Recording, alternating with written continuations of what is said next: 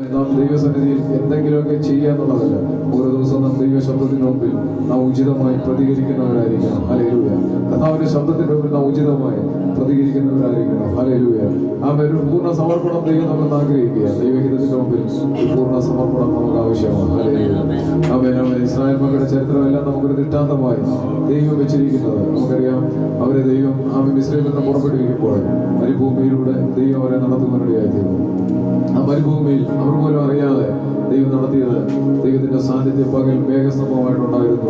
ദൈവത്തിന്റെ സാന്നിധ്യം രാത്രി അവർക്ക് അഗ്നി സംഭവമായിട്ടുണ്ടായിരുന്നു. ഈ രണ്ട് ദൈവ സാന്നിധ്യത്തിന്റെ അകത്താണ് ആ മരുഭൂമിയിലൂടെ അവർ യാത്ര ചെയ്യുന്നത്. അവർക്കൊരു കാര്യം മനസ്സിലായി, ഈ മരുഭൂമിയാണ് അവരെ നടത്തുന്ന ദൈവ സാന്നിധ്യം എത്ര ശ്രേഷ്ഠമാണെന്നും അവരെ നടത്തുന്ന ദൈവം എത്ര ഉന്നതമാണെന്നും അവരുടെ ജീവിതത്തിൽ അവർ തിരിച്ചറിയുവാനിടയായിരുന്നു. അങ്ങനെയെങ്കിൽ ഇന്ന് ദൈവത്തിന്റെ ഒരു ദൂത് ഞാൻ വിളിച്ചു പറയാം. ഞാൻ നിങ്ങൾ അനുഭവിക്കുന്ന ഘട്ടങ്ങളാണ്, പ്രതികൂലങ്ങളാണ്, പ്രതിസന്ധികളാണ് ദൈവം നാമെ നടത്തുന്ന വിധങ്ങളും ദൈവം നമുക്ക് വാഗ്ദാനം ചെയ്തിരിക്കുന്ന നന്മകളും അനുഗ്രഹങ്ങളൊക്കെ പ്രാപിപ്പാൻ നമ്മളെ യോഗ്യരാക്കി മാറ്റുന്നത്. പലപ്പോഴും ഈ പ്രതികൂലങ്ങളുടെ നടുവിൽ, പ്രതിസന്ധിയുടെ നടുവിൽ നാം ക്ഷീണിച്ചു പോകുമ്പോൾ, തളർന്നു പോകുമ്പോൾ ദൈവം എന്നെ എങ്ങനെയാണ് നടത്തുന്നതെന്ന് ദൈവം നമ്മളോട് സംസാരിക്കുമ്പോൾ ആ ദൈവഗീതത്തിന് മുമ്പിൽ നമ്മളെ ഏൽപ്പിക്കാനിടയാക്കില്ല. പ്രതിസന്ധിയുടെ നടുവിൽ, പ്രതികൂലത്തിന്റെ നടുവിലൊക്കെ സ്വന്തം സാധാരണ മനുഷ്യരെ നിലയിൽ നാം ക്ഷീണിച്ചു പോകുമ്പോൾ ദൈവം അറിയാതെ എല്ലാം ദൈവം നമ്മളെ നടത്തുന്നത്. നമ്മുടെ പ്രകൃതി അറിയുന്നവൻ, നമ്മുടെ കപ്പാസിറ്റി അറിയുന്ന കർത്താവ് തന്റെ വഴികളിലൂടെ ദൈവം നടത്തുമ്പോൾ നാം ഒരു കാര്യം നാം മനസ്സിലാക്കണം. കർത്താവ്, ഇവിടെ ഞാൻ ഒറ്റക്കല്ല. ഈ പ്രതിസന്ധിയുടെ നടുവിൽ എന്നെ നടത്തുന്ന ഒരു ദൈവമുണ്ട്. ഹല്ലേലൂയ. ഇതിലൂടെ പോകാൻ എന്നെ തെരഞ്ഞെടുത്തൊരു ദൈവമുണ്ട്. ഇതിലൂടെ പോകാൻ എന്നെ കുറിച്ച് പ്ലാൻ ചെയ്ത ദൈവമുണ്ട്. അങ്ങനെയെങ്കിൽ സ്വന്തം ചെയ്ത് ഞാൻ ഈ പ്രതിസന്ധിയിലൂടെ കടന്നു പോകുമ്പോൾ പിശാചി പറയുന്നതല്ല എന്റെ ജീവിതത്തിൽ, എന്റെ കുടുംബത്തിൽ സംഭവിക്കാൻ പോകുന്നത്. ഇതിലൂടെ ദൈവം എന്നോട് എന്ത് വാഗ്ദത്തം ചെയ്തിരിക്കുന്നു, ആ വാഗ്ദത്തം ഈ പ്രതികൂലങ്ങളിലൂടെ, ഈ മരുഭൂമിയിലൂടെ, ഈ ഘട്ടങ്ങളിലൂടെ ഞാനത് പ്രാപിക്കാതിരിക്കുകയാണ്. യേശുവിന്റെ നാമത്തിൽ തിരുവനന്തപുരം നമുക്ക് നൽകുന്ന മുന്നറിയിപ്പ്. ഇസ്രായേൽ മക്കളെ ദൈവം അങ്ങനെ നടന്നു. എന്നാൽ പുതിയ നിയമത്തിൽ പറയുന്നു, സ്തോത്ര പരീക്ഷ സഹിക്കുന്നവൻ ഭാഗ്യവാൻ. നമ്മുടെ ജീവിതത്തിലെല്ലാം ദൈവം വെച്ചിരിക്കുന്ന വഴി അതാ.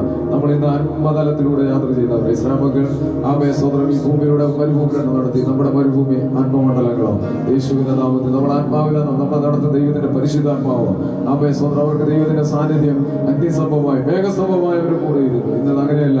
വചനം പറയുന്നു, നമ്മളിൽ ദൈവത്തിന്റെ ആത്മാവുണ്ട്. നാം ദൈവത്തിന്റെ മന്ദിരമാണ്. ഹല്ലേലൂയ. അങ്ങനെ എത്രയോ സാക്ഷരമായിരിക്കുന്ന അനുഭവത്തിലാണ് ദൈവം നമ്മളെ നടത്തുന്നത്. യേശുവിന്റെ നാമത്തിൽ നമ്മൾ പലപ്പോഴും പറയുന്നൊരു കാര്യമുണ്ട്, എന്നെ അറിയുന്നവരാരുമില്ല, എന്നെ മനസ്സിലാക്കുന്നവരാരുമില്ല എന്നൊക്കെ നമ്മൾ പറയുമ്പോൾ ഹല്ലേലൂയ, നമ്മളെ ഉണ്ടാക്കിയ ദൈവം നമ്മുടെ കൂടെയുണ്ട്. നമ്മുടെ പ്രകൃതി അറിയുന്ന ദൈവം നമ്മുടെ കൂടെയുണ്ട്. നമ്മളെ ഉള്ളതുപോലെ അറിയുന്ന കർത്താവ് നമ്മുടെ കൂടെയുണ്ട്. ഇതുപോലെല്ലാം തിരിച്ചറിവോടെ നമുക്ക് കർത്താവിന്റെ സ്വന്തം നമുക്ക് സമർപ്പിക്കാം. പിശാച് നമ്മുടെ മുമ്പിൽ വെച്ചിരി നമ്മൾ കടന്നു പോകുന്ന മരുഭൂമിയിൽ നോക്കി അവൻ വെല്ലുവിളിക്കുമ്പോൾ ഹല്ലേലൂയ, കർത്താവിന്റെ അടുക്കൽ മരുഭൂമിയിലാണ് പിശാച് പരീക്ഷകനെ എടുത്തു പോകുന്നത്. നമ്മുടെ പുരോഗ്രഹം തന്നെയാണ് മരുഭൂമിയിൽ പരീക്ഷകൻ അടുത്ത് വരും. ഹല്ലേലൂയ. എന്നാൽ ഇന്ന് പകലിൽ ദൈവത്തിന്റെ ഹിതം നമ്മൾ തിരിച്ചറിഞ്ഞിട്ട് പറയാം, കർത്താവ് എല്ലാ തോൽവികൾക്കും ഞാൻ അങ്ങേക്ക് നന്ദി പറയുക, എല്ലാ പരാജയങ്ങൾക്കും ഞാൻ നന്ദി പറയുക. ദൈവനെ നടത്തുന്ന മരുഭൂമിക്കായി ഞാൻ കർത്താവിന് നന്ദി പറയുക. ഹല്ലേലൂയ. കാരണം ഇതിലൂടെയാണ് ഞാൻ ദൈവത്തിന്റെ മഹത്വം കാണാൻ വേണ്ടി പോകുന്നത്. ഇതിലൂടെയാണ് ദൈവത്തെ കുറിച്ച് ആഗ്രഹിക്കുന്ന ആ നന്മ പ്രാപിപ്പാൻ ഞാൻ യോഗ്യനായി മാറാൻ വേണ്ടി പോകുന്നത്. ഹല്ലേലൂയ. യേശുവിന്റെ നാമത്തിൽ നമ്മൾ ഈ മരുഭൂമിയിലൂടെ പോകുമ്പോൾ ഇസ്രായേൽക്ക് പറ്റിയ ഏറ്റവും വലിയ പരാജയം അവർ ദൈവത്തിന് മുമ്പാകെ തുറുകുറുക്കുവാനിടയായിരുന്നു. അവർ മോശക്കും മകരവനും ദൈവത്തിനുമെതിരെ അവർ തുറുകുറുക്കുവാനിടയായിരുന്നു. ഹല്ലേലൂയ. എന്നാൽ ഇതുപോലെ പിശാച് പരാജയപ്പെടണം. നമ്മൾ പല പ്രതികൂലങ്ങളെ കടന്നു പോകുമ്പോൾ ദൈവത്തിന്റെ സാന്നിധ്യത്തിൽ ദൈവഹിതത്തിന്റെ മുമ്പിൽ വിളിച്ചു പറയാം, കർത്താവ് സ്തോത്രം, എല്ലാ തോൽവികൾക്കും ഞാൻ അങ്ങേക്ക് നന്ദി പറയുക. ഞാനിന്ന് കടന്നു പോകുന്ന എല്ലാ പ്രയാസങ്ങളെയും ഓർത്ത് കർത്താവിന് നന്ദി പറയുക. ഇത് നമ്മൾ പറയുന്നതിന്റെ പിന്നിലെ രഹസ്യം എന്താ?